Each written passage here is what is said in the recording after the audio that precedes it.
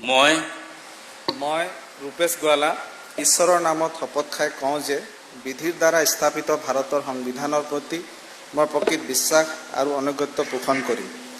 মই ভাৰতৰ সাৰ্বভৌমত্ব আৰু অখণ্ডতা ৰক্ষা কৰিম।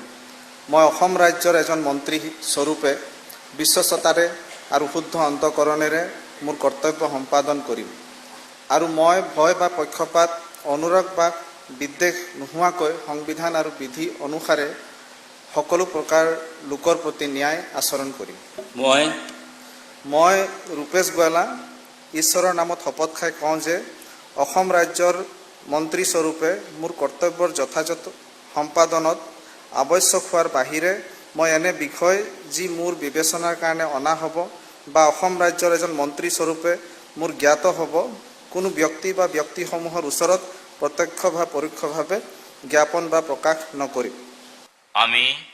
আমি কৃষ্ণেন্দু পাল ভগবানের নামে শপথ করিতেছি যে আইনত প্রতিষ্ঠিত ভারতীয় সংবিধানের প্রতি দৃঢ় বিশ্বাস ও অনুগত্য রক্ষা করিব। আমি ভারতের সার্বভৌমত্ব ও অখণ্ডতা রক্ষা করিব। আমি আসামের মন্ত্রী হিসাবে আমার কর্তব্য বিশ্বস্তভাবে ও বিবেকপরায়ণতার সহিত সম্পন্ন করিব এবং আমি ভারতীয় সংবিধান অনুযায়ী ভয় অনুগ্রহ প্রীতি বা বিদ্বেষ মুক্ত থাকিয়া সর্বশ্রেণীর লোকের প্রতি ন্যায় আচরণ করিব।